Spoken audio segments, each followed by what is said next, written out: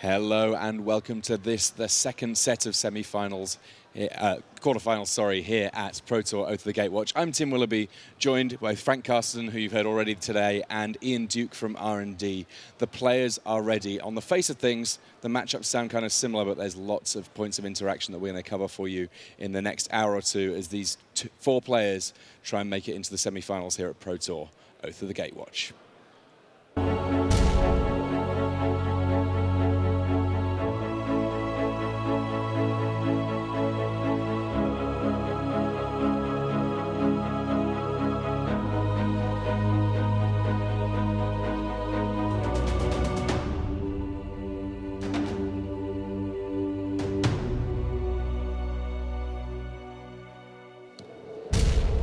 Hello and welcome to the second set of quarterfinals here at Pro Tour Oath of the Gatewatch. We can see our four players, Andrew Brown, Patrick Dickman, Frank Lepore and Ivan Floch, eagerly waiting to get their matches started. We're going to be kicking things off with the two guys on the right of your screen there. First up, we have Frank Lepore. This is Frank's very first Pro Tour, but he's had a fantastic performance. Snuck in at number 7 in this top 8 with his Processor Eldrazi deck, we're calling it. This is, well, technically blue, black and green Eldrazi in there, but it's the deck of the Eldrazi decks in the top 8 most able to leverage cards from the Exile Zone.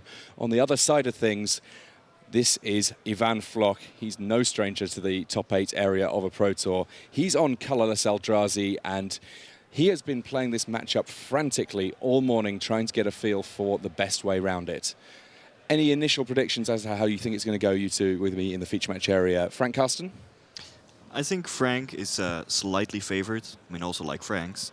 But his deck contains Drowner of Hope, which is a huge card in this matchup. We already saw that in the first quarterfinals. And Ivan's deck, at least in game 1, has a couple of weak cards, such as Chalice of the Void, that don't really help much in the matchup. Yeah, I generally agree. I think Frank Lepore is a slight favorite here.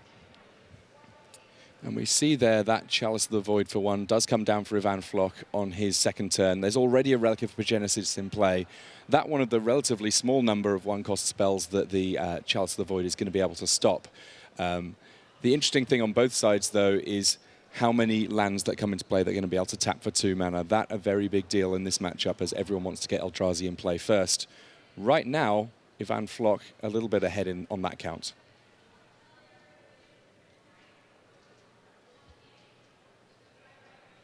We see there 2 copies of Reality Smasher in hand for Floch. One of the things that I spotted, I was speaking to Floch a little bit about his testing before he came down. He really needs to be the aggressor in this matchup. Once the likes of Drowner of Hope come into play, he's not necessarily going to be able to get as many hits in.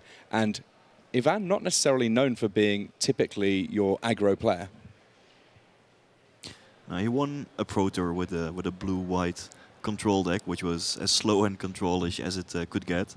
But Ivan had also been playing some aggressive decks back in the day, so he's no stranger to this either. So there, Matter Shaper coming from Frank Lepore. A relatively slow start for both of these decks, but that slow start very much mitigated as now the first big threat of the game comes down. Reality Smasher smashing in. Frank Lepore going to 14 here. Yeah, unfortunately for Floch, it looks like Frank Lepore has 2 copies of Drowner of Hope in his hand, and I believe he's going to start deploying those this turn, or potentially could. Drowner of Hope being one of the key cards that answers Reality Smasher out of the opposing deck. Yeah, Eye of Ugin, essentially tapping for 3 mana total here, thanks to the Urborg. And here comes the first Drowner of Hope. We know there's another copy of Drowner of Hope available to Frank Lepore, and that really going to put the brakes on the attacks from Ivan Floch, not able to get through with the Reality Smashers, and those Scions immediately tapping them down here so that there's not the first big swing from Floch.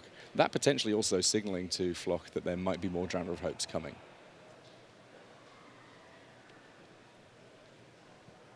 Yeah, if Frank would not have another Drowner of Hope in hand, he may have been inclined to just trade his Drowner for a Reality Smasher and keep the Scions around.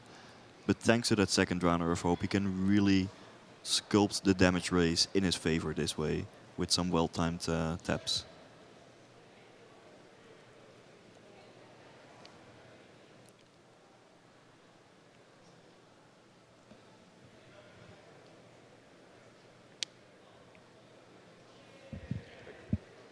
Now, a couple of copies of Eldrazi Mimic alongside Reality Smasher in Floch's hand means that he may be able to mount an offense that's big enough even to deal with the going wide that Frank Lepore is doing here. 3 Reality Smashers going on now, though. Yeah, when Ivan moves to attacks, Frank might just say, well, that's okay, you can attack. If Ivan would attack with all 3 Reality Smashers, Frank can just block 1 with his Drowner of Hope and then has a lethal swing back. If Ivan attacks with 1 Reality Smasher or 2, then Frank can take the damage and then tap down the remaining Reality Smashers with his Scions and still have a lethal swing back. So Ivan actually did not have a favorable attack here. Ivan has to play defense for the time being. And defense not necessarily where the Colorless Eldrazi deck likes to be. Frank Lepore potentially better able to flood out with creatures on the board. At the moment, Relic of Progenitus not able to get anything to exile simply because there's not been anything going into the graveyard yet for Ivan Floch. Processing not necessarily something that we're going to see a lot of from Lepore, at least in the early game. And that Blight Herder at the moment, simply a 4/5 that he gets to cast for. It says 5 in the corner, but he's not going to be tapping 5 lands.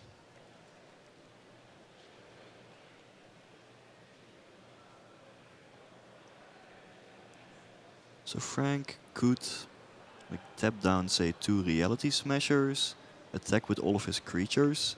In that case, Ivan would be forced to trade 1 of his Reality Smashers for a Drowner of Hope and fall to 1 life. Ivan would not be able to attack Frank for lethal on the swing back because 1 of his Reality Smashers would die in the process. That might be reasonable. Yeah, it certainly looks reasonable. The danger with that play is if Ivan has a couple cheap creatures and he also has his Blinkmoth Nexus, he can start presenting some chump blockers on following turns, and none of Frank's creatures have trample. And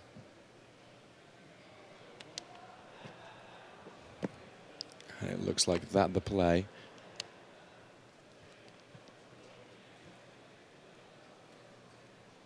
Right now, Ivan only has 1 card in exile, so the Blight Herder won't be active, right? That's correct, but I guess now the Ghost Quarter has put a 2nd card in the graveyard, meaning that soon enough that may change. Frank does cash in his... The little seen use of Ghost Quarter. Just putting a card into the graveyard so that it can go into exile for the Blight Herder. Nice. It did turn Eldrazi Temple into a waste, but in this case, that's not the operative feature. It sounds like we've had some nice synchronized magic going on. Patrick Dickman won his first game against Andrew Brown over on our other table. Affinity getting the kind of draw that it needed to be able to go a game up against Andrew Brown. Now, I spoke to Andrew Brown a little bit last night, Frank. He was excited about the opportunity to deploy his copies of Hercule's Recall in the sideboarded games of this best-of-5 matchup against Patrick Dickman. How big a deal is Hercule's Recall against the Affinity deck? It is not unbeatable for the Affinity deck, but it is certainly very good. The card allows you to swing a damage raise hugely in your favor. If you already have a few creatures attacking, then you can stunt the Affinity deck's development considerably by just bouncing all of their permanents. If you don't have pressure to back it up with, well, the Affinity deck can just redeploy their entire hand pretty quickly. Well, we'll get a chance to see how that plays out soon enough. We'll be back with more Magic very shortly, but first, these messages. Take the Oath. Retake the world. Oath of the Gatewatch is now available on Magic Online. Explore the new set by signing up for Magic Online at mtgo.com. Friday Night Magic has expanded to include all formats. Get ready for Commander, Legacy, or even Conspiracy drafts. Check out your local store for details and share your FNM stories by using the hashtag MTGFNM. Visit magic.wizards.com/FNM for more information. Hello and welcome back to this, our second set of quarterfinals here from Pro Tour Oath of the Gatewatch. The scores currently as they stand. Patrick Dickman's Affinity deck a game up against Andrew Brown's Blue-Red Eldrazi. And for Frank Lepore with his Processor Eldrazi, he's up a game against Pro Tour winner Ivan Floch, continuing to live the dream at his very first Pro Tour. We're going to get a chance to see a little bit more of the Blue-Red Eldrazi matchup. That Andrew Brown, he is up against Patrick Dickman. Andrew Brown, a little bit of experience on the Pro Tour, but not necessarily the same as this man here, who's already got a Pro Tour top 8 in Modern. Not quite this Modern format, not so many Eldrazi running around last time. Patrick Dickman, for a long time associated with the Splinter Twin deck. It's a deck that he won a GP with, he top 8'd a Pro Tour with, but he's also no slouch with Affinity, and he was actually saying to me that over the course of this tournament, he feels like he has leveled up his Affinity play just in the rounds that he's played over the course of this Pro Tour. Yeah, Dickman is truly a Modern master. His Modern record in the Swiss rounds was, I believe, 9 wins and a draw. He was never defeated in the Modern rounds yet. And I think his experience, even with other decks, like Splinter Twin, may have still been beneficial because he really knows what his opponents are doing, right? If Patrick would play against, say, a turn 1 Glistener Elf, well, he's played against such a deck quite often with the Splinter Twin deck, so he knows what those decks are doing. He knows the key interactions, what to watch out for. That also carries over to Affinity. Yeah, I mean, I think that that's the key to what a Modern master really is. There are enough decks in the format that some of it is simply about knowing and understanding what the plans of attack are, the key points of inflection for every given deck, and being able to play around them, regardless of what the 75 are that you've brought to the table. Mm. And as for this matchup, Patrick was feeling favored. Indeed, a bit scared of the 3 copies of Hercules Recall from the sideboard, and this is a best of 5, so we will play more post-sideboard games than usual. But overall, he felt confident in the ability that his Affinity deck would be able to present a faster clock with evasive damage. We're going to get a chance, of course, to see soon enough exactly how these players have sideboarded. That's one of the benefits of a Pro Tour top 8. Our sideline reporter, Marshall Sutcliffe, he will be picking up the sideboards and giving us every detail. The bits that I'm very confident about involve Hercules Recall. The rest of it, I'm sure we'll find out about soon enough as these players just finish up their shuffling for the second game. Yeah, the thing with Hercules Recall is that, well, you could certainly see it coming. Quite often it will have to be cast on, say, turn 4 or so. Otherwise, the Affinity deck will likely win on that turn. So if you can expect it, you can, for instance, not activate your Inkmoth Nexus or your Blinkmoth Nexus beforehand, such that they won't be bounced. Then the opponent will have to play the Recall during combat. Well, you just take everything back, redeploy it post-combat, and you can certainly beat one Hercules Recall as long as it is not backed up with a lot of other good pressure. It looks like we're seeing a mulligan here from Patrick Dickman. He knows what he's up against. I mean, the other good thing about Pro Tour top 8s is that these players do have the deck list of their opponent. There are no big surprises here. And I think that for Andrew Brown, for much of this tournament, he probably was experiencing a little bit of benefit from having brought a deck to the table that isn't necessarily sporting the sorts of cards that many players have tested against. A lot of these cards, I think, are cards that perhaps people had seen in Limited, but hadn't necessarily appreciated quite how powerful they could be in this Modern format. Yeah, I can really appreciate the innovation that went into this Blue-Red Eldrazi deck, because I think it took quite a stroke of genius to say, okay, we're just gonna move away from Urborg. Sure, the interaction between Urborg and Eye of Ugin is incredible, but there are so many good Eldrazi creatures in red and blue that we're just going to focus on that. It also gave them the surprise value. Like I played against one of these blue-red Eldrazi decks during the Pro Tour, and well, we were having a close game, and then all of a sudden a Cavern of Souls was tapped for a red mana, and an Eldrazi Obligator came out, tried to steal my Arcbound Ravager, and was, oh, I was not expecting this. So they definitely had the surprise value on their side as well. We see the 6-card hand. There is a scry, which means that it will be a keeper for Patrick Dickman. That he's on the play, but he's not going to get the first play of the game. It looked like there was a... Sorry, Gemstone Caverns in hand for Brown. I missed track of who was going first there, but an Eldrazi Mimic on in turn 1 without having to tap any lands, one of the nice tricks that you can do with your Eye of Ugin. And the Mimic potentially going to end up huge if there's the likes of a Reality Smasher coming soon afterward. Yeah, it looks like Brown has picked up a copy of Eldrazi Obligator this turn. Seems reasonable just to run it out here and get in a bunch of damage. He does have a copy of Hurkyl's Recall in his hand too, so an aggressive start backed up by Hurkyl's Recall I think is a great path to victory for him. Yeah, the Obligator not obligated to steal anything, and in this case quite happy to just functionally represent 4 points of damage, changing the Mimic's power and toughness and getting in with haste itself.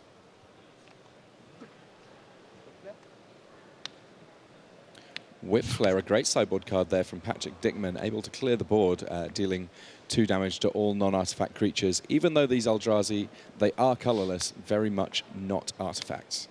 This was a huge play for Dickman. Whip Flare may not be boarded in against some of the colorless Eldrazi decks, but against the creature base of the blue-red one, it's just excellent. And it is actually the perfect card for Dickman in order to potentially beat the Hurkyl's Recall. If Brown would have been allowed to keep on attacking with his creatures, he could have leveraged the time advantage from Hurkyl's Recall into a win. But now Brown doesn't have a huge clock. And that Hurkyl's Recall will just, well, it won't really do all that much if you can't take advantage of the time that you gain with it. Yeah, I mean, I guess that we know Affinity decks to be explosive, and if Dickman is allowed to get lands into play that are not going to get bounced, then he can explode all the better the second time around when his various of his cards have been bounced.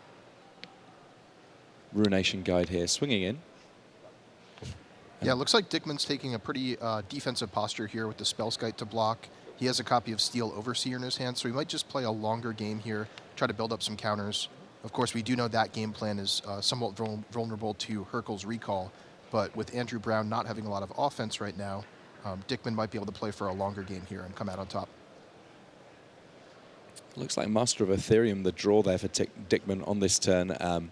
The Master seems to me like a much more ubiquitous member of the Affinity family in this particular Pro Tour than perhaps it has been in previous ones. Is part of that a response to expectations of lots of Stony Silences, do you think, Frank?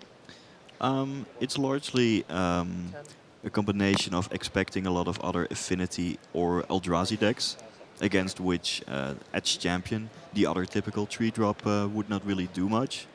In addition to that, I wasn't expecting a lot of grindy mid-range decks like Abzan, against which Edge Champion shines. So we all went with a lot of Master of Ethereums in the main deck, and it certainly worked out for Patrick. Well, we can see here the board suddenly changed a great deal. Andrew Brown forced to fire off that Hurkyl's Recall, and now Patrick Dickman, at least momentarily, looking relatively quiet on permanence. Let's see how many he can redeploy. First a Springleaf Drum, there's Darksteel Citadel, here's an Ornithopter.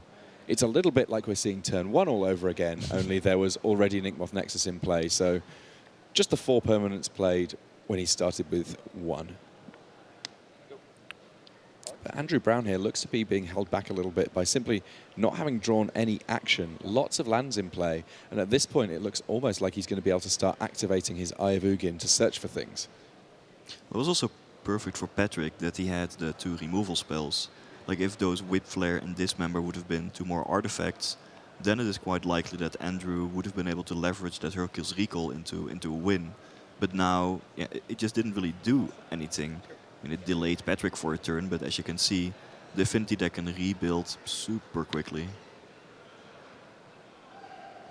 So Andrew Brown, while he's ahead on life here, needs to get something going. Let's see how many lands he's got. He's just 1 mana off being able to start activating Eye of Ugin. What are his best targets to get him back in this game?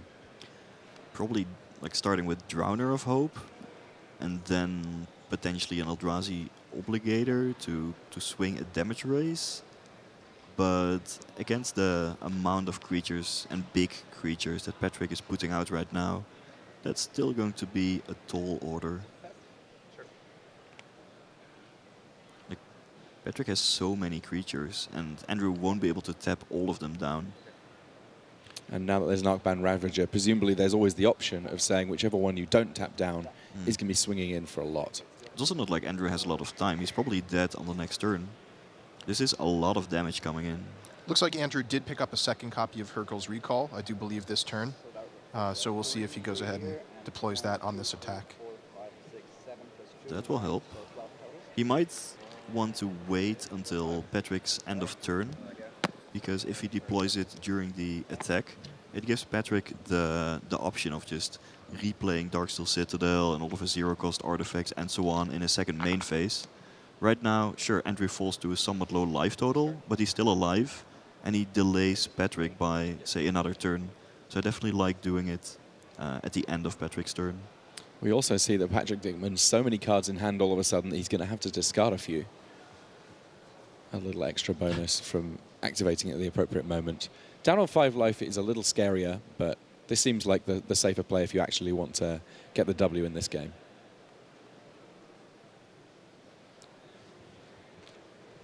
So while Patrick is deciding what to discard, we did get some information on how he sideboarded. He took out Memnites and Thoughtcast, 2 copies of each. Cards that are okay, but you can always take some of them out if you're playing Affinity. And he put in Thoughtseize, 2 copies, probably in the hope of snagging Hercule's Recall, as well as 1 Dismember, which, well, he put to good use this game, and 1 Edge Champion, which, well, doesn't seem that great in a matchup. I mean, what did we see from Brown? Are there any other adjustments from him that might explain some of that moving around in? Not that I can see very readily here. It looks like Brown was just kind of trimming some of his clunkier, more expensive Eldrazi. Took out some Thought Knot Seers, which definitely makes sense. Looks like he trimmed a little bit on Obligators and Drowner of Hopes, which I actually maybe find a little bit surprising. It seems like Drowner of Hope is pretty valuable in this matchup, just tapping down a creature with Cranial Plating or a big Master of Ethereum or something like that. But he may have decided he needs to be a little bit lower to the ground and race this Affinity deck. As it is, the way that this game has gone, it feels like it's gone kind of long to me. I mean, any time that you get this many lands in play against an Affinity deck, something slightly unusual's happened. Hercule's Recall effectively buying turns all over the place. And here's a Chalice of the Void. It looks like it's going to be on 1, that because he knows about all those signal pests. Also, I suppose Springleaf Drum is a big part of the explosiveness of the cards that Patrick Dickman has going on. But it still leaves Dickman with the Steel Overseer, the Ornithopter, as well as an Arcbound Ravager in his hand, which could potentially set up a lethal attack in the air on the next turn. We see the Steel Overseer there. It's got a couple of creatures to pump. And they're the first big offensive threat from Andrew Brown pretty much of the game. He gets to get stuck in with his Reality Smasher here. Dickman declining to block. He knows that he's relatively safe from spells from Andrew Brown at this point. Not too much that would be likely to be deployed from Brown that's not already in play. So if Patrick wants to go for it, he certainly has lethal with Arcbound Ravager. Just play it, activate it, sacrifice a couple more artifacts to it, and then swing in with a 5-power Ornithopter. Now, if he goes for that, then he might lose to, say, a Dismember. But if he doesn't go for it, he might also easily lose to, say, another top-decked Reality Smasher. So it seems like a position where you just have to go for it and hope. So here comes some attacks. Both of those Ornithopters getting a +1/+1 counter, along with Arcbound Ravager.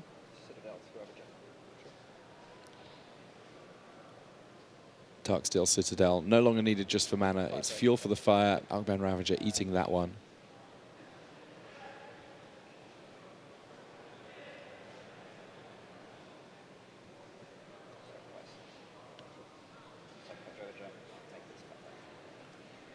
And Dickman explaining exactly what's going on. That enough for Andrew Brown. Patrick Dickman leading 2-0.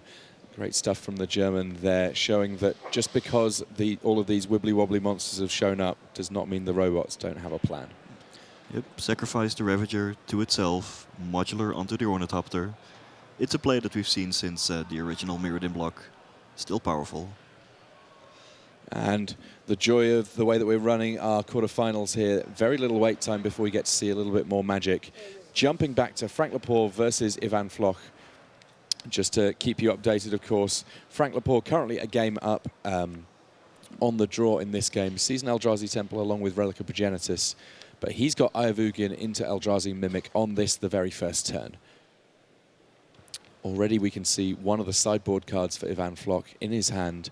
That Oblivion Sower potentially able to get an awful lot of lands into play.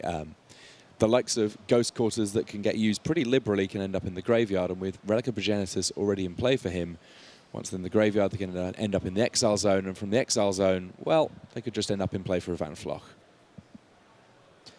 Not to mention that the body, the 5/8 body of Oblivion Sour is also huge in this matchup, because it can rumble with, say, Reality Smasher or Drowner of Hope and live. And we can see Ghost Quarter also in hand for Ivan Floch here, not choosing to use it this turn, instead deploying his Eye of Ugin. At some point he may well want to take down his opponent's Eye of Ugin, just so that the most explosive draws from the Eldrazi deck, the Process Eldrazi in the case of Frank Lepore, can get held off. So big draw there for Frank Lepore. He did pick up a Corrupted Crossroads. That'll be his third land. Absent that, he does not really have enough mana to play any of the big threats in his hand and pump up that Eldrazi Mimic, but now he will be able to line up a turn 3 either Reality Smasher or Thought-Knot Seer. The other reason it's such a big deal is it lets him make his second land drop here without playing his Urborg, which would benefit Ivan Floch equally, as Ivan does have an Eye of Ugin of his own, and Urborg affects both players. It's interesting. There are obviously quite a lot of options when it comes to lands that tap for colorless mana. One that Mike Sigrist and Ivan Floch were talking about that had apparently been suggested by Paulo Vitor Damarosa for Ivan Floch's deck was a Rogue's Passage, which they really would have liked to have had for this particular matchup.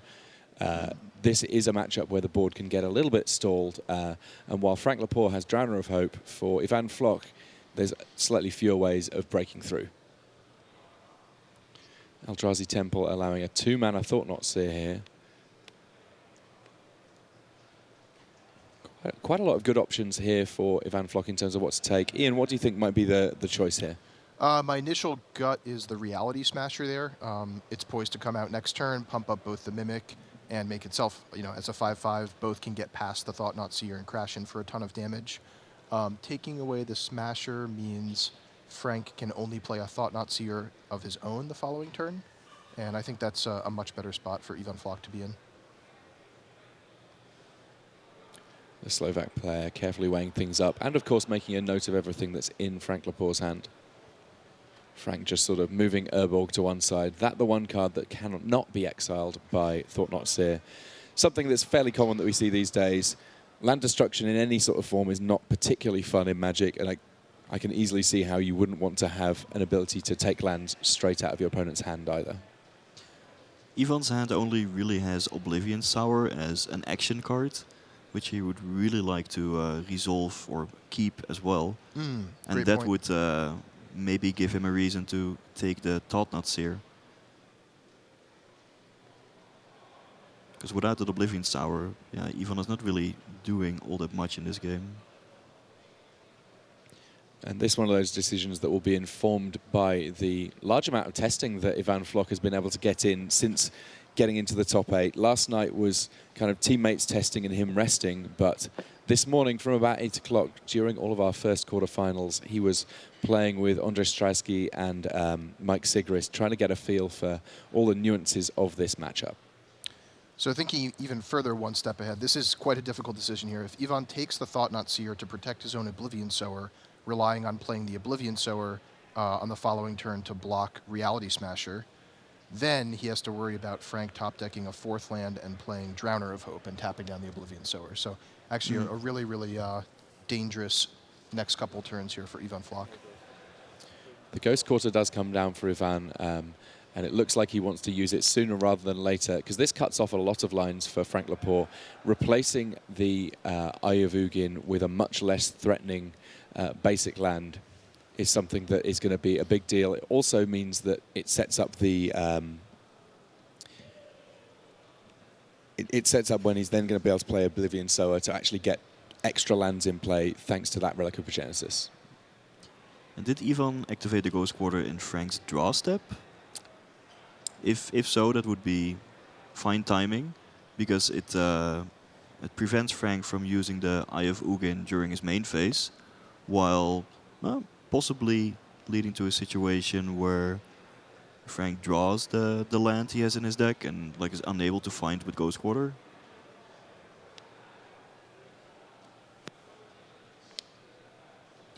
So the best Frank Lepore able to do here is a Ratchet Bomb.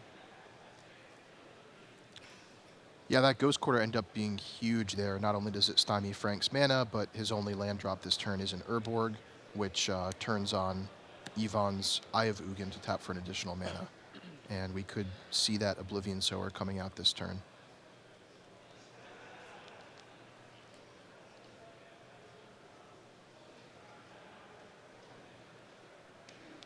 First things first, Thought Not Seer getting stuck in.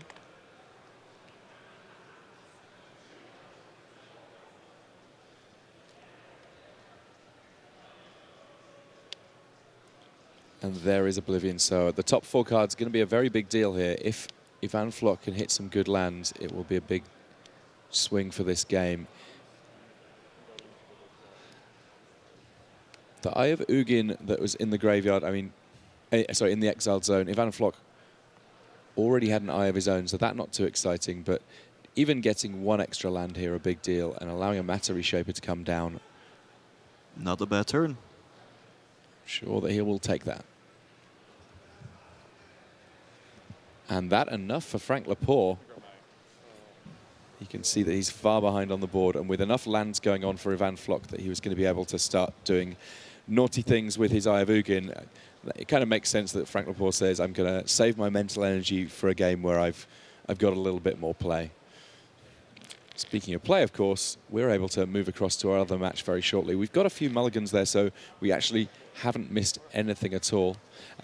Andrew currently mulliganing down to 6, presumably looking for the really sort of key cards in this matchup for him. He knows that potentially this could be his last game of this Pro Tour and absolutely wants to keep that dream alive.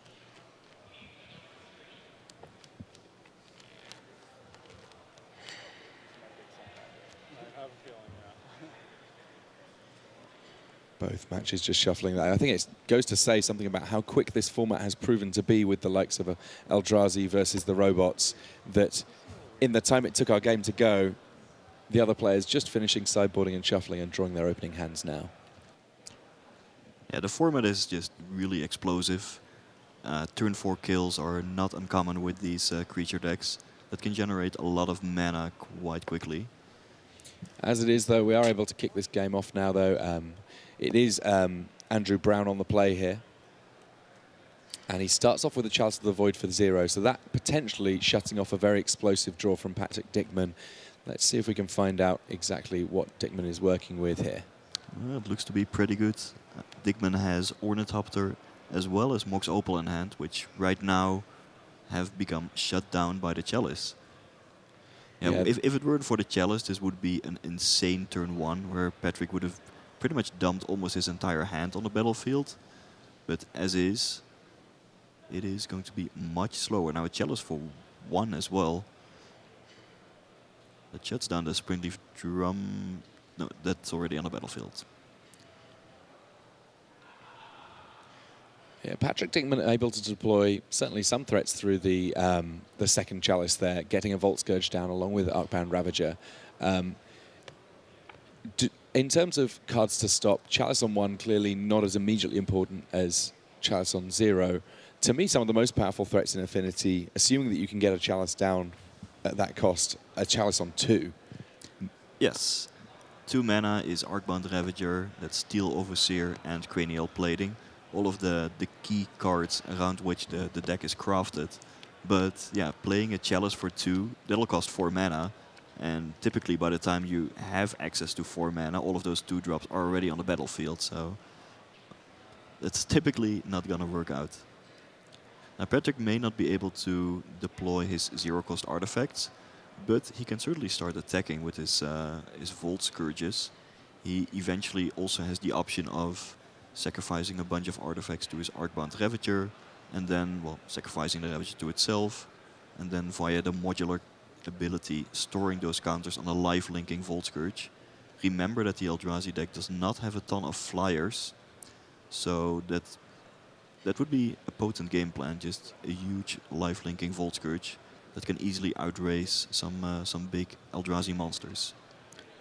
Looking at Brown's hand, though, it does seem like he's got tools to potentially be in the fight for this game. Eldrazi Sky Spawner is going to be able to block at least one of those flyers. Dismember could deal with the other, and then it's just a matter of time as to whether or not he can find the lands he need to stay in this game. Dismember there, dealing with one of those Volt Scourges.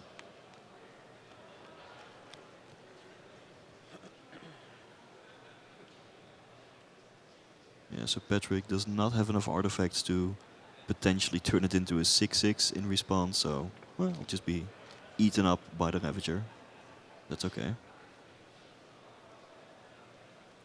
And no third land here for Andrew Brown. Tough times. The lands he has only tap for just the 1 mana.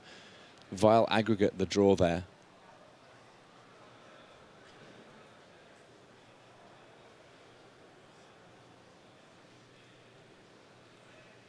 And the next draw step is likely going to be key for Andrew. If he finds a land on top, then he can start deploying some Eldrazi's, especially if it is, say, an Eye of Ugin. Then he might be able to play both Eldrazi Sky Spawner and Vile Aggregate in the same turn, potentially swing the tide of the game. But if Andrew is not able to find a land anytime soon, then he is likely going to succumb to all the artifacts. Perhaps Patrick also wants to put on a lot of pressure, play this aggressively by just sacrificing excess mana artifacts to the Ravager. I like what he's doing here. Yeah, I mean, we talk about Affinity being a difficult deck to play, and for me, one of the reasons for that is simply that there are a lot of all-in moments, for lack of a better term, moments where you have to sacrifice some of your long-term plan in order to get damage in the short term, and that a very difficult set of calculations to make. It is the Eye, the perfect draw for Andrew. It sets up 2 3-mana Eldrazi with just 2 land taps there. There is now a flying blocker. There's a pretty sizable Vile Aggregate. Devoid, Trample, and power equal to the number of colorless creatures you control, and Ingest. The Ingest largely just there to troll opponents with, we heard from some of the members on Team East West Bowl, but all of the other abilities stack up very, very well in this format.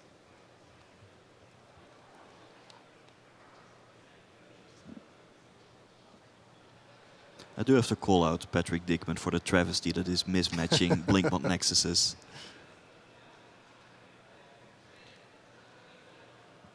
Both equally effective in the red zone there. It looks like he's preparing for a big swing.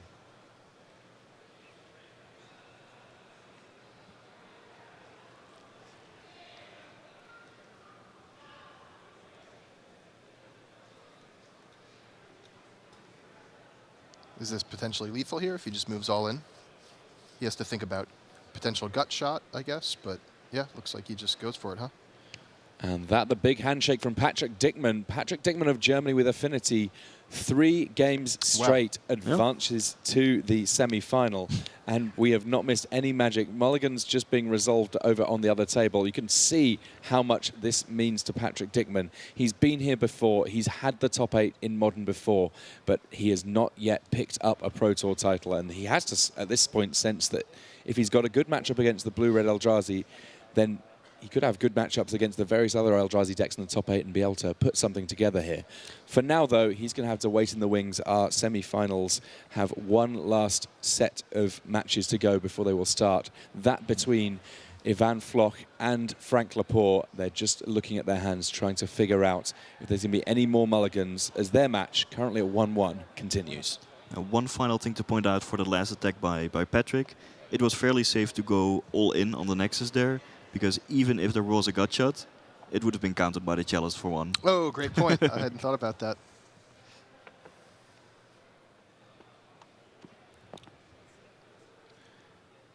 Each player here looking a little bit uncomfortable with their opening hands. We can see that there's an Eye of Ugin in hand for Frank Lepore, but not any other land.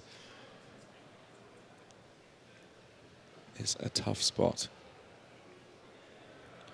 Double Ghost Quarter from Ivan Floch, potentially pretty powerful here.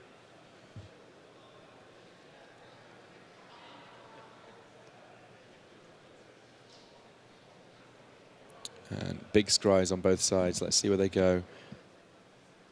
Frank pretty quick to put his on top, so which suggests it could easily be a land.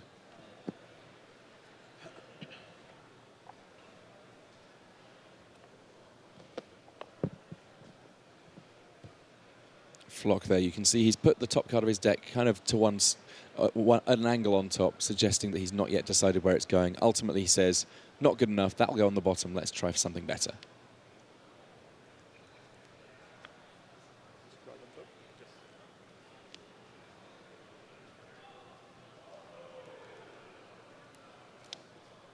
Now, Lepore may actually almost welcome the Ghost Quarter here because he's got a bunch of spells that he can't actually cast with the Eye of Ugin reducing costs at all. Relic of Progenitus, Ratchet Bomb, and Spellskite, all just cast with regular generic mana as opposed to actual colorless mana and Eldrazi cost reductions.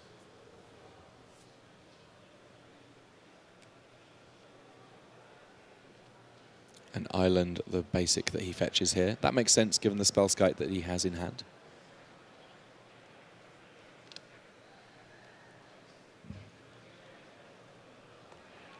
Ivan Floch, though, presumably not too unhappy, having seen Frank Lepore scry to the top to force the shuffle here as well. Yep, that's a sweet interaction. I would guess that Frank had kept a land on top, but he may be losing it now. Yeah, simply has to pass with just the one land in play.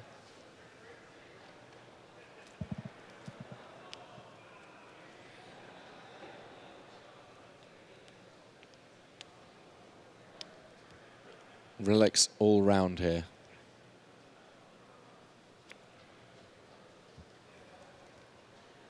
And another rough draw for Frank Lepore. Has to cash in his relic simply to draw a card. Finds a Matter Reshaper, so it's another pass from him. Turn 3, just the one land in play. Not what Frank Lepore was looking for.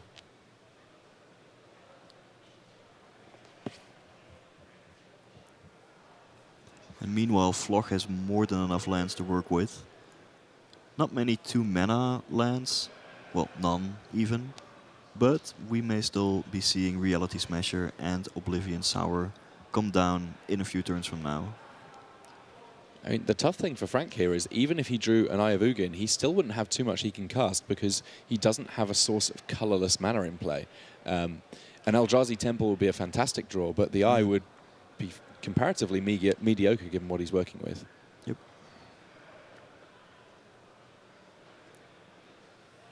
Creature lands for Ivan Floch. And there's Urborg, Tomb of Gorgoth, and a Spellskite. That quickly meeting a Dismember from Ivan Floch. He doesn't really want to have blockers on board, given that he knows that Frank Lepore is not seeing the lands he wants. He, at some point, is going to want to get some big swings in with Reality Smasher, Matter Reshaper, and so on.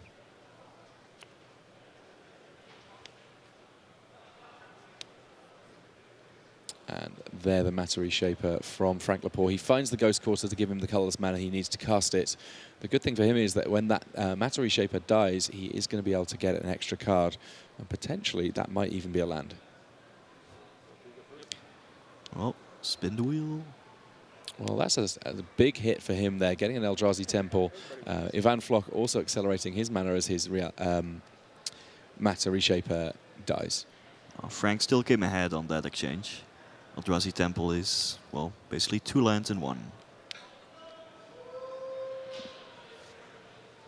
Could it be that Frank Lepore has found a way of drawing out of these mana woes that he's got?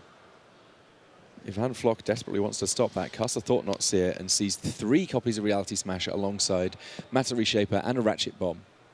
Yeah, I don't think Floch will be happy to see this, because no matter what he takes, he's still going to face a Reality Smasher smashing in on the next turn. Of course, Floch can turn the tide on the next turn with Oblivion Sour, which can start blocking. Oblivion Sour will also be able to get back the Eye of Ugin that has been exiled already from this game.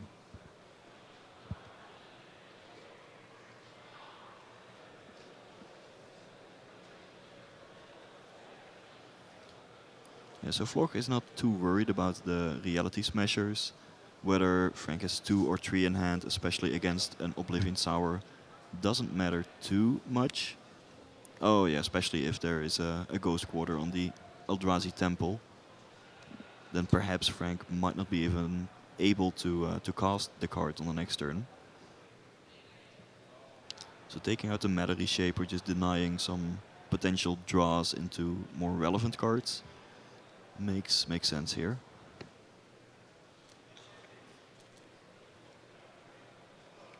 Frank does have a Corrupted Crossroads in hand, so he is going to be able to get up to 5 mana for Reality Smasher in spite of that Ghost Quarter.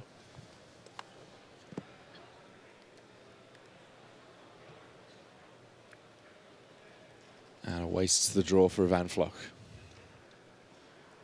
Wastes important simply because of the fact it's basic, meaning that it is something that if opponents are playing Ghost Quarter, if opponents are playing Path to Exile, it is searchable.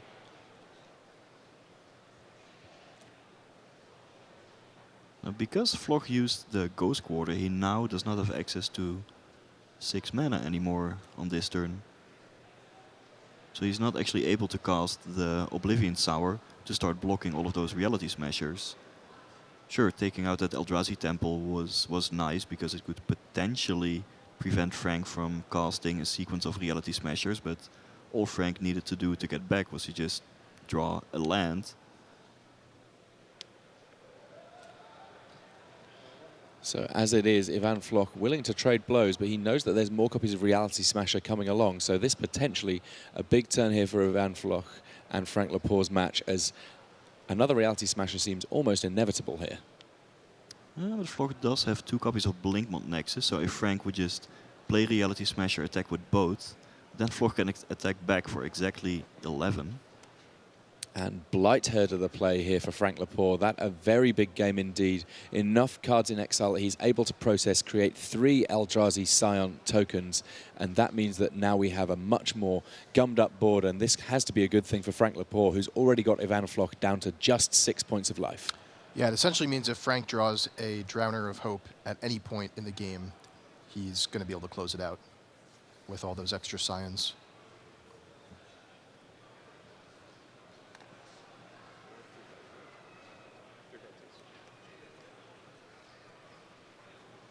Looks like Floch doesn't have great attacks here.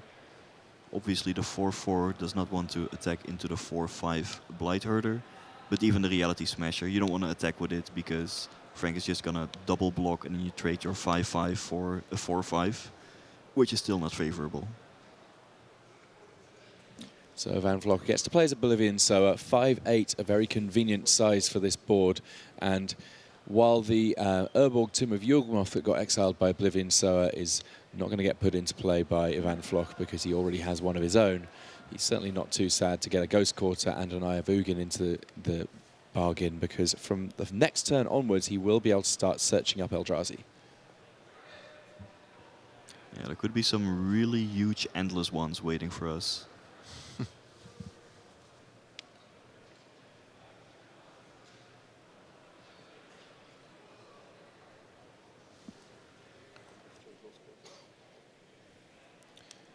And yep, that is Frank's Ghost Quarter going to the graveyard there as opposed to anywhere else.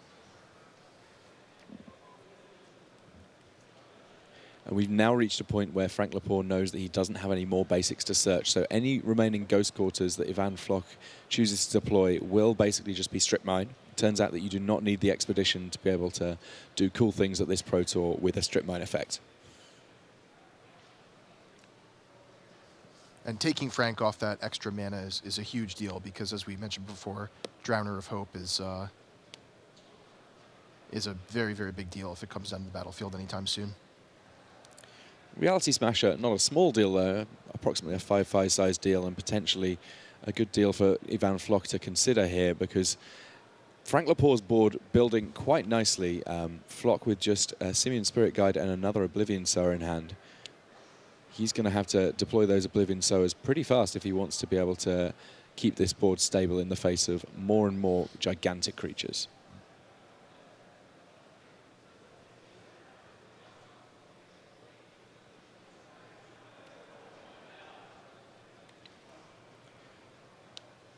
Oblivion Sower #2 sees an Eldrazi Temple, another Eye of Ugin. The Eye of Ugin can presumably just stay away, but there is that Eldrazi Temple. Loads of mana available here for Ivan Floch.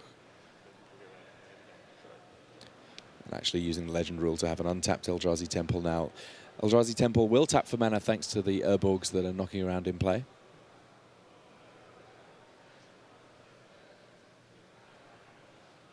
Evil might also be able to start attacking with the Blinkmont Nexuses. It's gonna take a while, but when the board is locked up, might as well start to do some damage in the air. And then I suppose one of the things, if players are looking for a way of interacting favourably with these Eldrazi decks, they do not run a huge amount of flyers.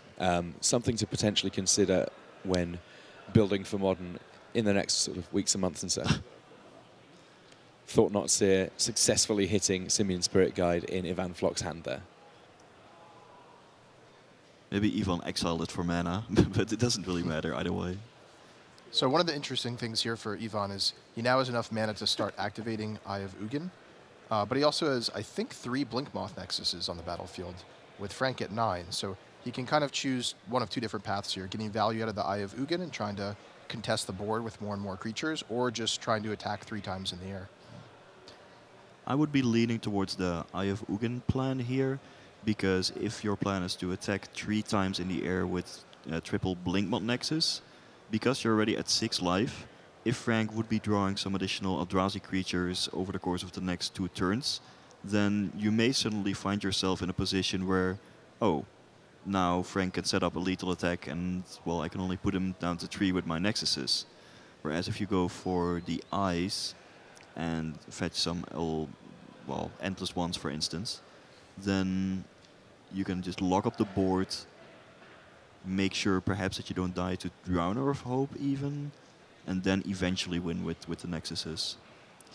On the other hand, if Ivan goes for the attack now, puts Frank down to 6, Frank can attack with all of his creatures, but doesn't really accomplish too much.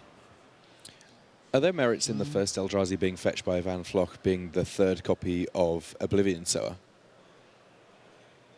Perhaps it would give him some additional mana. It's kind of the same as like an Endless One, but probably better, yeah.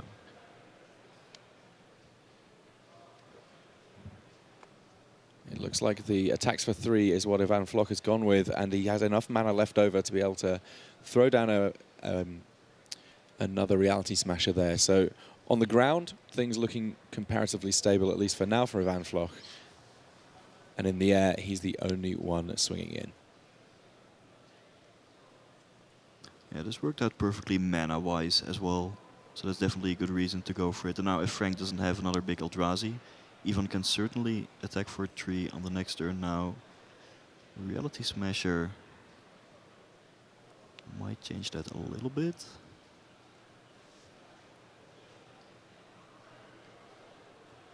Well, if you activate the Eye now, you probably don't have enough mana to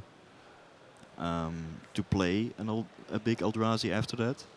So whether or not you activate the Eye here now or attack with the 3 Nexuses, it's probably going to leave you at kind of the same board state as far as blockers are concerned.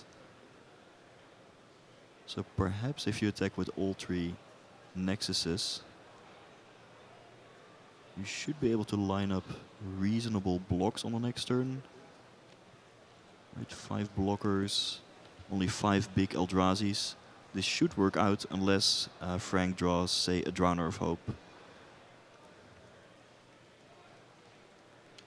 Well, it looks like Eldrazi mimic the draw. Ratchet Bomb, Eldrazi mimic, Urborg, Tomb of Yawgmoth in Frank Lepore's hand here. He's going to do a little bit of math and say, nope, it looks like you've got this one. Ivan Floch takes the lead in this match. He is now 2 games to 1 up and needs just 1 more game win in order to advance to our semi-finals. This, the last of our quarterfinal matches here at Pro Tour, Oath of the Gatewatch. We will stay with it and we will make sure not to miss a single second of magic for you.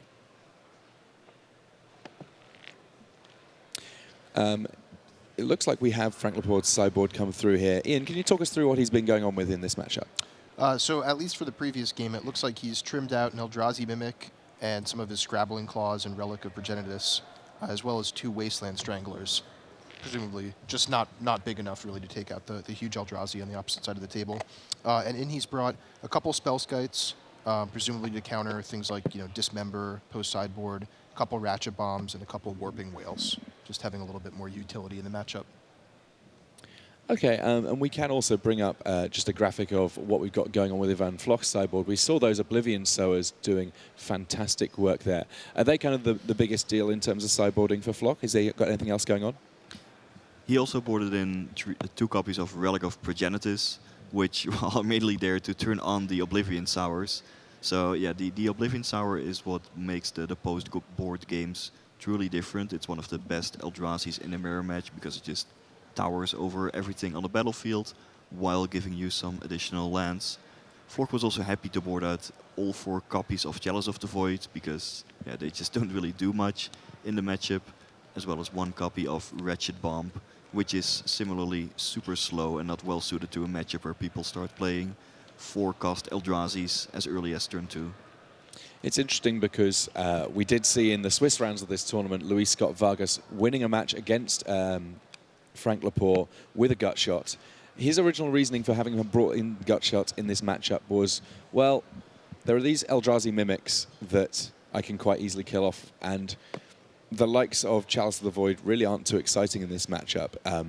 He was having to do that evaluation on the fly. We've seen that these lists are very, very similar indeed, and this is the product of effectively best part of 24 hours of testing at this point. While obviously there's not been that amount of time since the top 8 was announced, there have been a hive mind working on the best sideboard plans for Team Channel Fireball face-to-face here at this Pro Tour top 8. Yeah, it's a team with 20 members, so pulling together all of that brain power can definitely give you all the best sideboard plans. And the majority of that team were all playing this deck, or sort of slight variations thereon. 10 of them making the top 25 of this Pro Tour. Just an absolutely fantastic performance from some of the best players in the game with what may very well be the best deck at this Pro Tour. I love their list. While testing, our team also had a somewhat similar Eldrazi deck with at least the same creature base, with Eldrazi Mimics, Endless Ones, and so on. But we were stuck on, okay, we have Urborg, so we want black interactive cards in Thoughtseize and Inquisition of Kozilek. But the key innovation here is to just throw out all of those colored black cards and go for colorless interactive cards in Chalice of the Void and Wretched Bomb.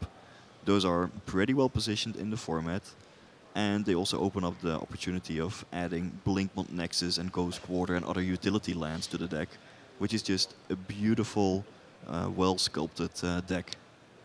And actually we've seen that between the 3 different Eldrazi decks in this top 8, there's a tiny amount of green, plenty of red and blue, some black.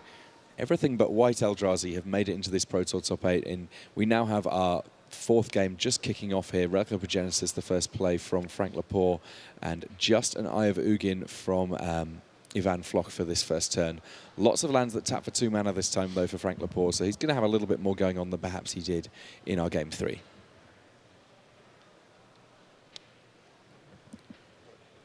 We can see that Urborg, Tomb of Yawgmoth interaction with Eye of Ugin. This very next turn, Eye of Ugin going to be able to tap for mana alongside Urborg, but no source of colorless mana here for Ivan Floch. So in fact, his options in terms of what he's going to be able to cast comparatively limited here. The best that he'll be able to do with his 2 lands is cast a 4/4 Endless One. None too shabby nonetheless. Note that you can't cast Thought-Knot Seer off of Urborg plus Eye of Ugin, even though you have 4 mana. You have 2 black mana and a reduction of 2 generic mana. So nowhere have you found your actual colorless requirement for the Thought-Knot Seer. A 4/4, solid in the face of Matter Reshaper, but not so much so against Matter Reshaper, but not Reality Smasher here. The 5/5 big enough to rumble in, taking Ivan Floch down to 15.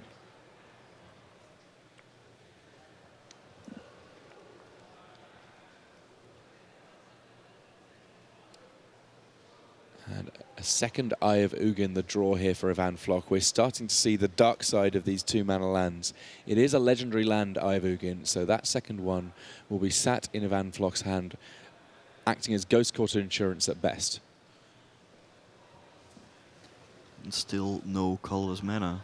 The best that Ivan might be able to do this turn is to cast Dismember on the Reality Smasher to at least buy himself some time, and then hope that there is an actual colorless land lurking near the top of his deck. With that Urborg in play, he is able to pay some of the mana cost of Dismember without having to pay life. And given that this is a fairly straightforward aggro race at the moment, I'd imagine he'd be inclined to do so.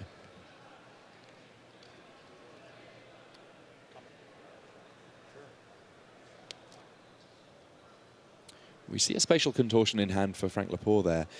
In his main deck, he has absolutely no spells, no instants or sorceries. Spatial Contortion coming in out of the sideboard, giving him a bit more interactivity mid-combat and so on. And we may see this Spatial Contortion played here in order to enforce a trade between that Endless One and Matter Reshaper. Floch can probably smell that Spatial Contortion coming up here. Otherwise, well, why would Frank attack his Matter Reshaper into the Endless One? It could be that Frank just wants to like trade in his Matter Reshaper for a fresh card. That's not impossible, but that Spatial Contortion is a bit revealed via the attack. So it does end up costing 2 cards to take down Reality Smasher with Dismember, because anytime you're targeting it with spells, you do have to discard a card.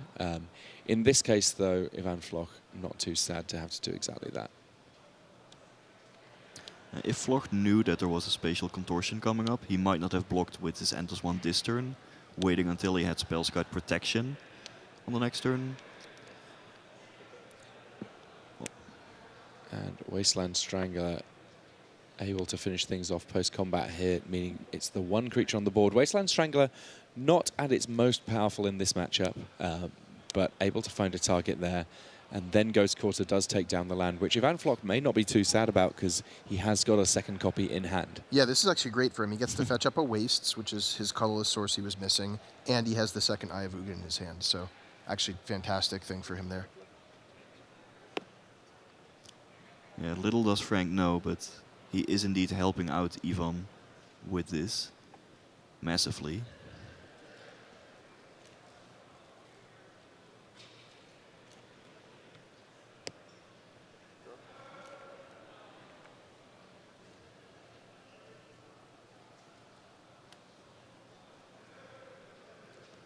And there is an...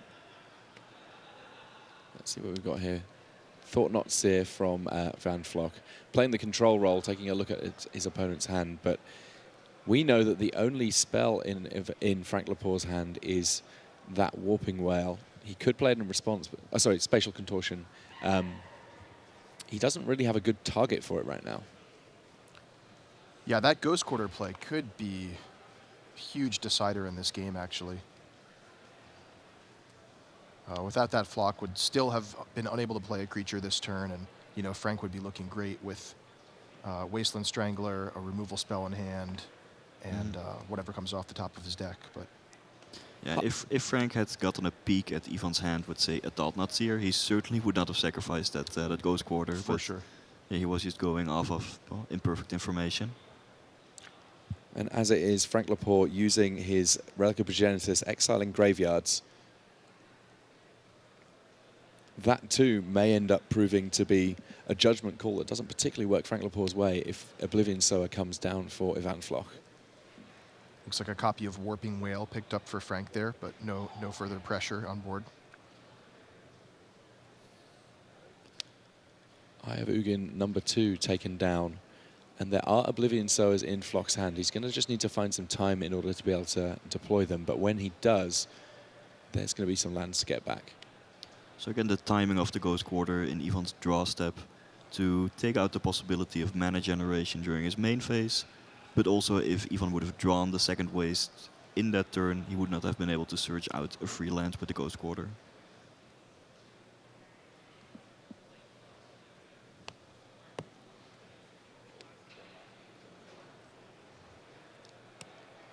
Ivan activates his Relic of Progenitus and does draw into a land here.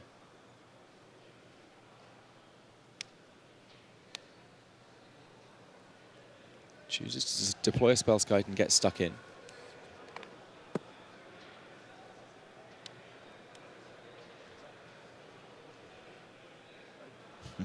And there's Warping Whale as a way of dealing with the one power or toughness. He has to exile target creature with power or toughness 1 or less. That enough to kill off a spell skite.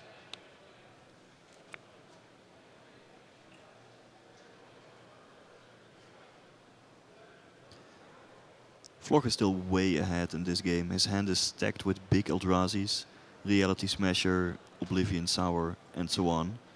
He doesn't have the perfect mana to deploy all of them yet, but Frank is not having a lot of pressure in hand at the moment. So if the game would go long, Yvonne will definitely win this one. Frank still has some amount of turns to draw, say, if he draws Reality Smasher here, that would be 8. Or maybe a Drowner of Hope would also be an excellent draw. Well, this one kind of works too. Blightherder coming down, and there are cards in exile for Ivan Floch. He may have to put the brakes on his attacks for a little bit here. Yeah, he certainly does. Even is at 5 life, he is not going to win a damage race the way the board stands right now. So he definitely has to play defense, hopefully like draw a land, play Reality Smasher. Well, he drew an Eldrazi Temple, which puts him all the way up to 6 mana, so he may be able to do a little better.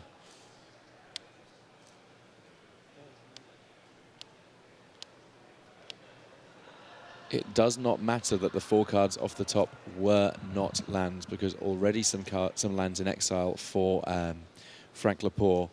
Ghost Quarters coming in for Ivan Floch here, and it means that if he wants to, he can put a hurt on Frank Lepore's mana. He can. Frank hasn't drawn either of his basics yet, so he could take out, for example, Ayavugan and Eldrazi Temple, setting Frank back a little bit, but... And I guess that the concern for Ivan Floch here is, right now the board appears kind of stable, but there's one Blightherder away from all sorts of problems.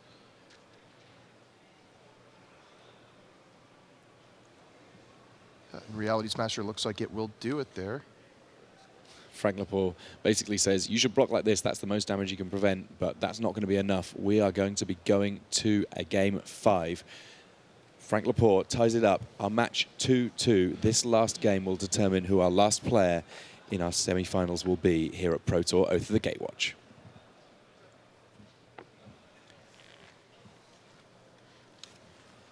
We saw a huge amount of swings back and forth in this matchup, which really does feel like, if you had to describe the Eldrazi decks in general, the thing that defines them is the lands. The fact that they're able to deploy threats early. And as it turns out, this is very much a battle about those lands. Yeah, the Ancient Tombs, they've also been called just lands that produce 2 mana. Many players playing these Eldrazi decks have been mulliganing very aggressively towards those lands. If you have a 7-card opening hand that looks decently but doesn't have a 2-mana land, many players would say, well, just chip it back. There are 8 excellent lands in the deck that can easily make up for a mulligan, and they lead to so much speed that the whole deck works so much better if you have one of them. Yeah, not only is the speed really important, but you can also think of those lands as card advantage, right? They're representing 2 lands in one. So take a mulligan down from 7 to 6, but picking up a 2-mana land, you're sort of breaking even on cards there as well as having a faster hand. It's worth noting that I mean, the way that things played out in that last game, Frank Lepore using Ghost Quarter on an Ayavugan, and then extra copies of Ayavugan coming along for Ivan Floch. That just an unfortunate judgment call that went the wrong way for Frank Lepore. I think in general, trying to deal with those very, very powerful 2-mana lands, absolutely a fine angle of attack in this matchup. And that's the reason we see all those Oblivion Sowers from Ivan Floch. And also the Ghost Quarters in the deck in the first place. The players were probably expecting some mirror matches, or possibly some other decks where non-basic lands play a huge role. But in the mirror match, the Ghost Quarter can play a big role in denying the mana advantage of the opponent. And even in this top 8, if you happen to be playing against the likes of Affinity, their lands certainly not just vanilla, boring basics there. When they're attacking in with Inkmoth Nexus and so on, you can have all sorts of trouble. Having a Ghost Quarter as a get-out-of-jail-free card, very important.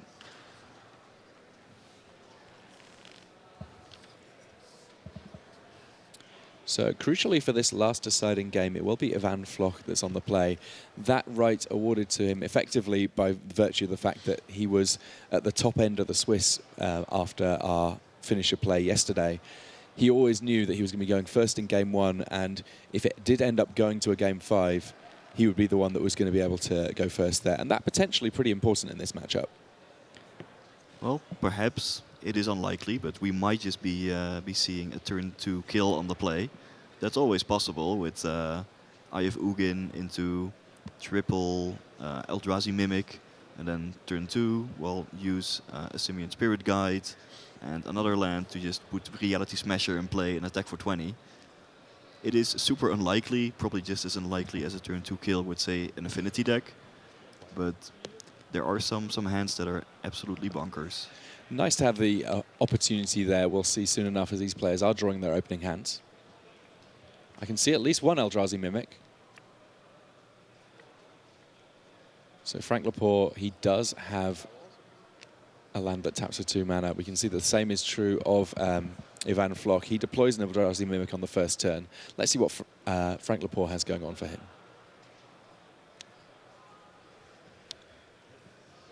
Scrabbling Claws the play there of Cavern of Souls. There is an Eldrazi Temple in hand for Frank Lepore, but it looks like he's being a bit cagey about deploying it. The Claws there, functionally working similarly to Relic of Progenitus, but not able to remove entire graveyards.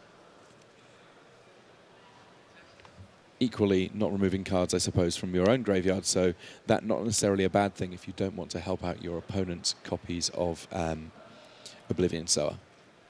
Matter Reshaper the play on turn 2 for Frank Lepore here. Yeah, now even has to make a decision. He could dismember the Matter Reshaper. This could work out poorly if Frank finds a land on top, but at least it might allow Ivan to use his mana this turn. He could also just keep the Dismember in hand for a more threatening card, like, say, a Thought-Knot Seer. What Ivan is planning to do on the next turn is most likely cast Thought-Knot Seer, which would grow the Eldrazi Mimic into a 4/4, which means that it can rumble into the Matter Reshaper and live.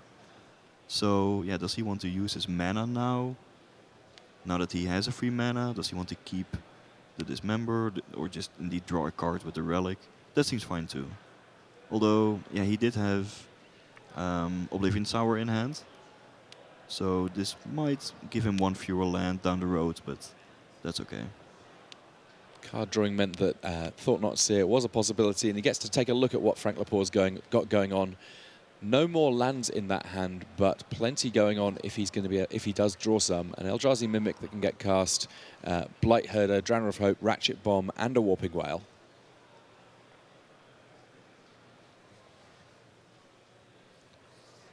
Ian, any thoughts on what might be the best card to take here? Yeah, a couple interesting picks. Both Blight Herder and Drowner of Hope are super strong cards if Frank can get his mana up and survive long enough to cast them. The other option here is Warping Whale. If Frank does brick on a land on his following turn, Warping Whale is sort of the only good play that he has to take out Ivan Floch's Eldrazi Mimic, so I could see a case for taking that as well. I think taking the Warping Whale is probably better than taking the Eldrazi Mimic here. Yeah, so I guess either taking one of the powerful, expensive Eldrazi or taking the Warping Whale, probably the things that make the most sense to me right now. What do you think, Frank? I would also be leaning towards the Warping Whale, because Frank has so many expensive cards already in hand and not the mana to cast them yet. If you take one of them, it will probably not really affect the way Frank can play out his cards over the next couple of turns. And the first turns of the game are typically the most important. Giving Frank the opportunity to play an Eldrazi Mimic doesn't matter that much. I think Ivan is ahead in the race, so he would rather keep his own Mimic if it means that Frank has a Mimic as well. But if you take out like one, say, Drowner of Hope, perhaps, Ivan does have an Oblivion Sower in hand, so without the Drowner of Hope, Frank also doesn't really have good hopes of winning the damage race. So I could see both approaches. it's definitely a tough call because Ivan has to make this decision without knowing what's on top of Frank's deck. And the fact that he's taken Warping Whale there rather than something more expensive doesn't give us away quite as much information in terms of whether or not there are more Seers coming in the immediate future from Ivan Floch. If he'd taken something expensive, then you would say, oh, right, fine. There's a good chance that means that he's not going to cast another one anytime soon. We know that there is a second Thought-Knot Seer in hand for Floch. That's another consideration for him. He knew he would have time to cast that before there would be the likes of a Blight Herder or a Drowner of Hope getting cast. So it looks like a little bit of a communication issue here. Ivan attacked with the Eldrazi Mimic. Frank decided to block with Matter Reshaper. And then Ivan said, okay, well, my Mimic is a 4/4. So I think they're just discussing whether that's allowed in terms of did Ivan miss the trigger or did he need to acknowledge it earlier? Yeah, I played this. Believe what I did. Well, unless I'm somehow mistaken, I did this. I'm clear on that. Sure, I understand where the discrepancy is. But Okay. My question really for the both of you is that have you been indicating that you're choosing to copy a creature just by pointing at Eldrazi so far throughout this match? I don't think this was. I don't think we've actually. I don't think he's actually copied anything. I think that's the first time he's actually played it. It's possible it's first time. Yeah, so I'm not sure. I would. Fair enough. I want to be clear about a couple of things. Okay. Even the Eldrazi Mimic technically has an ability on there that involves a choice.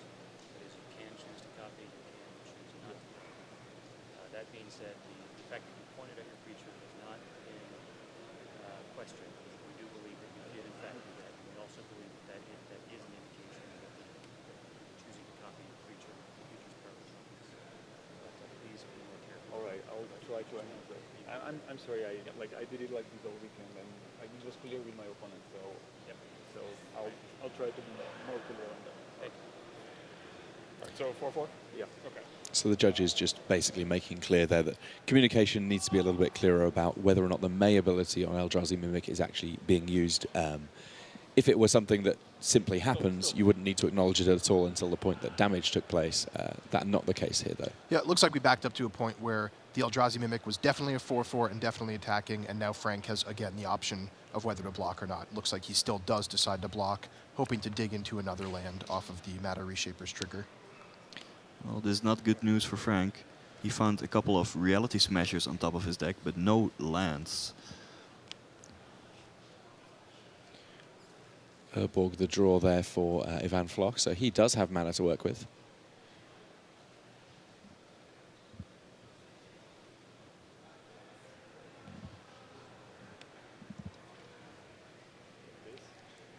He kicks things off with a Thought-Knot Seer here, very clearly indicates that his Eldrazi Mimic is turning into a 4/4.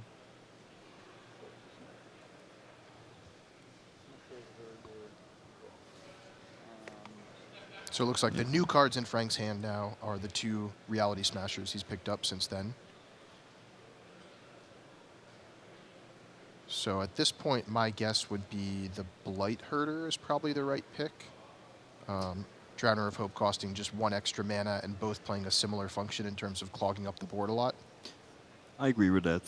Ivan is certainly ahead on board here, can start attacking for a lot of damage, and if there is just a Reality Smasher on the next turn, Ivan has Dismember in hand to deal with that, to clear the way and keep on attacking.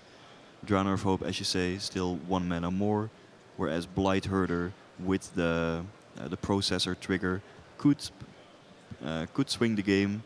So I think taking out that card is most valuable for Ivan. The Ratchet Bomb is going to be way too slow, so he doesn't have to care too much about that. One other factor here is I do believe Blight Herder needs to process 2 cards, and I think Ivan only has 1 in exile right now. So another factor to consider there, and that may have been part of the reason why Ivan took the Drowner of Hope there rather than the Blight Herder. As things stand, even if Frank top decks a land that lets him cast Blight Herder this following turn, he still can't process with it. Good point.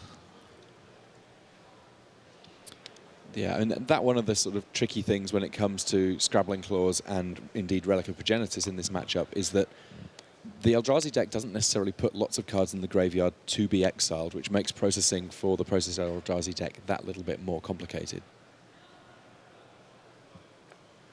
Frank cashes in his Scrabbling clause for an extra card. Finds a land.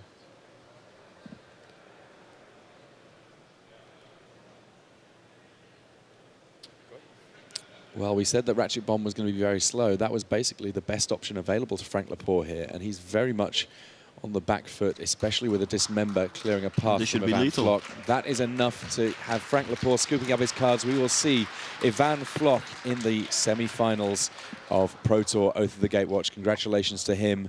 Commiserations to Frank Lepore, but he's had a fantastic first Pro Tour. I'm sure that he will not be too disappointed with his finish there.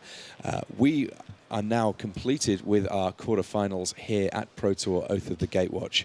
Any standout highlights for you, Frank? You've been in the booth for the entirety of these quarterfinals. I had to love the Affinity decks, where Patrick Dickman saw the opportunity to go all in with the Arcbound Ravager, play really aggressively and get in lethal with the Ornithopters. That is what I like about the modern format, these kinds of interactions. Well, there were 8 decks in the top 8, 6 Eldrazi and 2 Affinity when we came in. There's still 1 Affinity in the mix. Will it be able to get to the top spot? It needs to get through a semi-final first. We're going to be taking a break and heading to the news desk now, but stay tuned because all of the information will be with you soon here from Pro Tour Oath of the Gatewatch. Tim, Frank and Ian there with the call on quarterfinals 3 and 4. At the desk, we have the 4 wise men. That doesn't sound quite right. Maybe I'm the one who's the odd one out. The 3 wise men with me, Brian David Marshall, Randy Buehler, Matej Big Z Zatlkai. Now, we're into lunch. We've got so much to bring you over the next 40 minutes or so. We'll go through the quarterfinals for you for those of you that were still in bed. That seems foolish. Through the morning.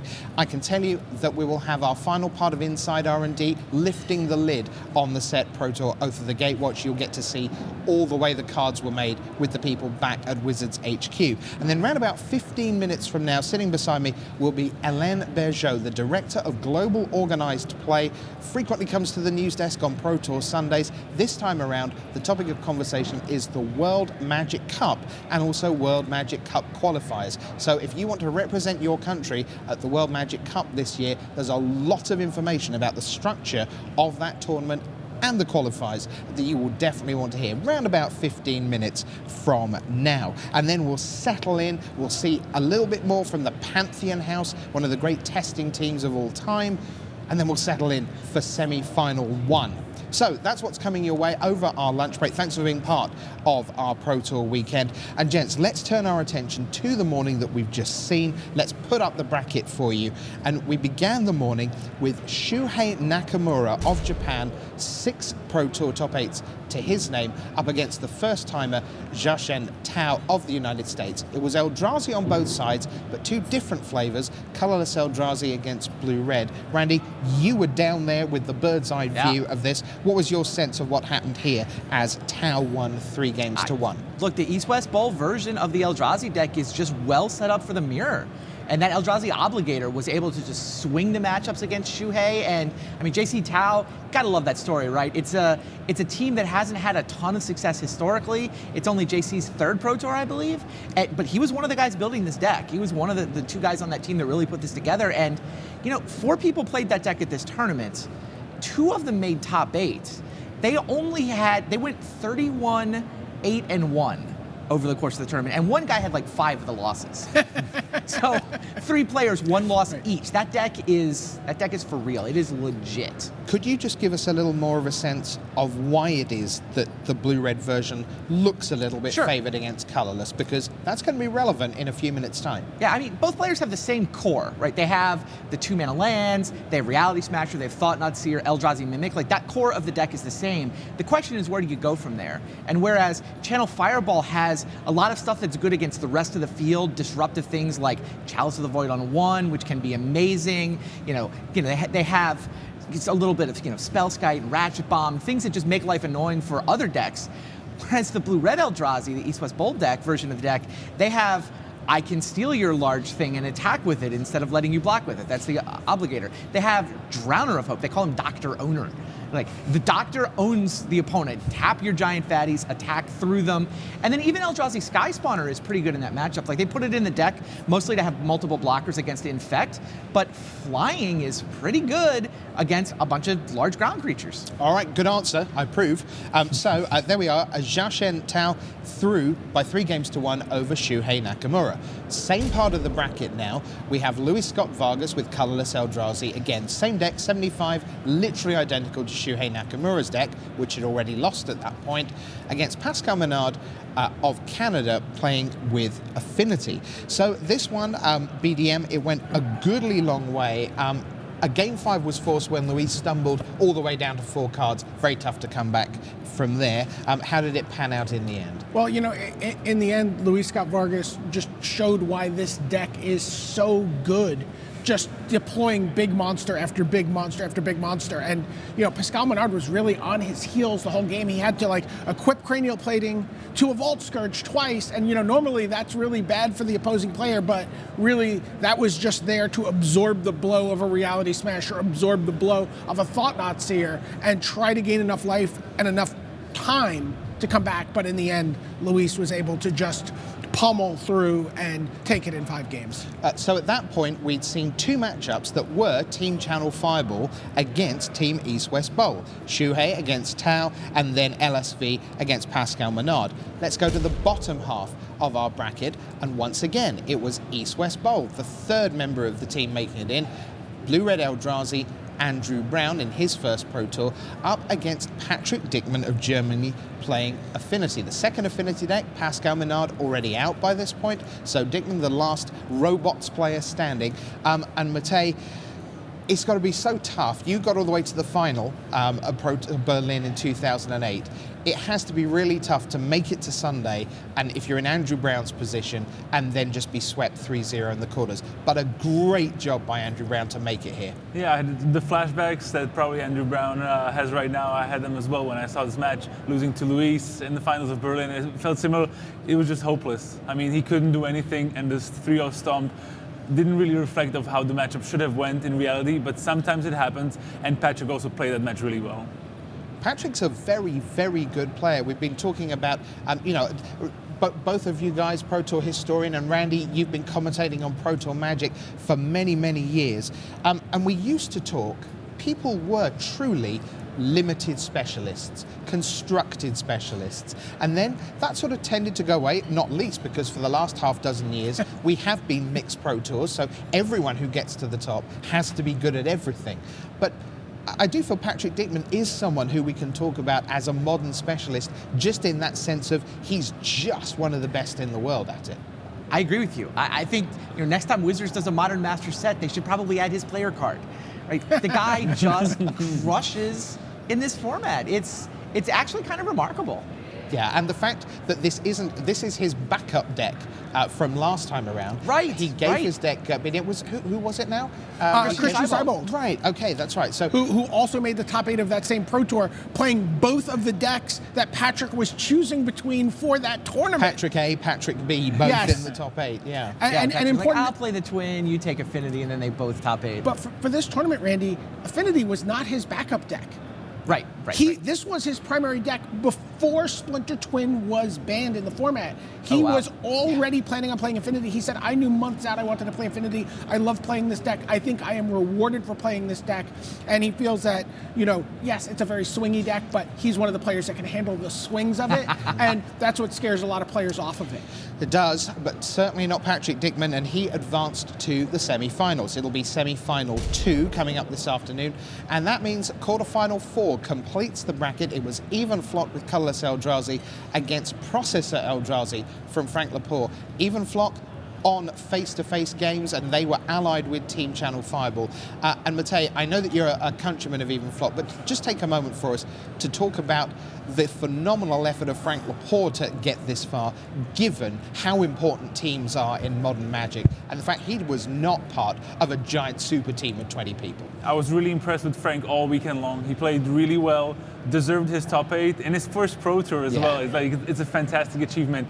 And judging by the quarterfinals match I think he got unlucky not to win that match and advanced to the semifinals. He played well. He just got a little unlucky in a couple of the games.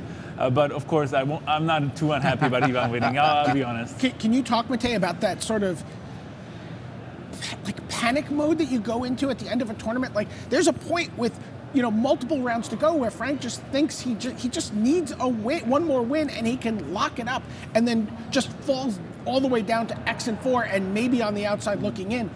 I mean, can you speak to the fortitude it takes to play down the stretch like that? Yeah, I think it's mentally very hard because not only was there this stretch, there was also the heartbreaking loss to Luis Scott Vargas, right? The gut shot from the top for the last point. That I have no idea how Frank recovered from that. But that's why I was really happy to see him in the top 8 here, and I'm sure he'll be happy going home. Yeah, if you haven't seen that round 14 match, Frank Lepore against Luis Scott Vargas, you really should. But this afternoon, you'll get to see live Ivan Floch advancing to face the Affinity deck of Patrick Dickman. So first up, it'll be Xiaoshen Tao, then it'll be against Luis Scott Vargas, and then it'll be Patrick Dickman against Ivan Floch. You will see every turn of every game of our semi-finals this afternoon. A reminder that in about 10 minutes' time, Alain Bergeau, the Director of Global Organised Play, will be here at the news desk to talk to us about some changes in the structure of the World Magic Cup and indeed the World Magic Cup qualifiers. Won't want to miss that. Always a compelling interview. Looking forward to talking with Alain about 10 minutes from now. But as it's lunchtime, we're going to send you off to the headquarters of Wizards of the Coast. All weekend, we've been showing you our Inside R&D series as we lift the lid on Magic's latest set. So here's part 3 of Inside R&D.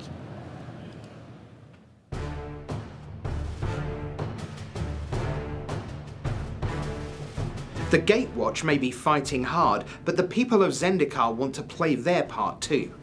Let's see what tools R&D gave them in their ongoing struggle against the Eldrazi. So for Cohort, we wanted to make a mechanic that would play well with the allies in battle for Zendikar, but that wouldn't necessarily play in exactly the same way. Cohort was designed as a mechanic to kind of give your allies something to do if they couldn't attack. They're really small, but they work together. In Battle for Zendikar, most of the time they do that by attacking together. They give your whole team a bonus that's usually useful in combat. And with the Gatewatch, we wanted to do that something else. And we like the idea of two allies working together to produce a spell-like effect. It felt very, it conveyed that teamwork vibe and that everyone was banding together to oppose the Eldrazi. And I think it gives ally decks a little bit of a new dimension, something to do when the board stalls out, and something to do other than attacking. So it's pretty cool. We found that the allies in Battle for Zendikar were very aggressive. They have an ability that triggers when another ally enters the battlefield and gives them a temporary bonus, usually to your whole team. This tends to encourage an aggressive strategy. You have a bonus now, it's your turn. You're not going to just sit there, you're going to use your bonus, you're going to attack a lot. We wanted to sort of shift gears for Oath of the Gatewatch and create some variety in gameplay. And so we really wanted to have a new strategy for the allies, one where they could build up more slowly and build a cool machine where they had all of these possible abilities. And if you can get enough of them together, you can just sit back and wreck your opponent with this ally machine. One of my favorite Cohort cards is the Malakir Soothsayer. You get to tap the Soothsayer and one other ally you control to draw a card and lose 1 life. Drawing cards is one of my favorite things to do in Magic, and 1 life, that's no big deal. Support encourages you to go wide with lots of creatures, and it's sort of taking our concept of forming a team all the way down to the lowest level of rarity and to the most basic type of card, the creature card. So all you need to make support work is multiple creatures, and once you have a team together, you can make them more powerful with the support mechanic. Support is another one of the abilities that we put in the set to support multiplayer, so that while Jace and Nissa are teaming up, you can team up with your friend and play 2 HG to better effect. So support allows you to put +1/+1 counters on any target creatures, so even if you don't have enough creatures on the board to get the full value of a creature that maybe has like support 3, you could put some counters on your teammates' creatures and get the value in that way. And I think that that's just a really nice, flavorful gameplay synthesis of the story we are trying to tell. And a third way to do teamwork is what if the teamwork isn't in the creatures, but you and the other players? And so we came up with a surge mechanic, and the idea of the surge mechanic is that if I've already played a spell, my next spell is cheaper. But I don't have to play the spell, one of my teammates could play the spell. Surge arose from my love of the storm mechanic. I'm always trying to figure out some way to capture that feeling of casting a flurry of spells all in one turn. And so Surge is sort of my latest attempt at that. One Surge card that I really like is Overwhelming Denial. It counters target spell for 4 mana, or you can play the Surge cost for 2. Playing 2 mana to counter spell is something a lot of us are very familiar with and we like doing. Surge is probably my favorite mechanic in OG Dub. I am an aggro combo kind of player, so I love just thinking about what's in my hand and building to the board state with blue-red no less, where I just kind of play a card followed by a card, and then my board kind of explodes suddenly. And that is exactly what Surge allows you to do. Jori-En Ruin Diver sort of exemplifies my approach to legendary creatures in an expert level expansion. This is a cool legendary card that plays well with one of the mechanics in the set. So in this case, the Surge mechanic encourages you to cast 2 spells in a turn. That's exactly what Jori-En wants you to do also. Cast 2 spells, I'll give you some more gas for your next turn where you can cast 2 spells, and so on and so on. Jori-En is a character that really speaks to the adventure side of what Zendikar was before the rise of the Eldrazi, before this threat to the plane. Her skills are those of the kind of the dungeon delver, the ones that will go in and find the treasure, and she's kind of become a jack of all trades by being this kind of world-wise character. So these days, much more than in previous eras, we are developing the story and the set very closely in conjunction with each other, and that gave us a fun opportunity here where there were characters that we knew we wanted to have cards in Oath of the Gatewatch. There wasn't a slot for them in Battle for Zendikar, but that we knew would have cards or could have cards in Oath of the Gatewatch, who we built into the story, into the official fiction for Battle for Zendikar from early on. Jori-En makes her first appearance in the story Limits by Ari Levitch, which ran last June.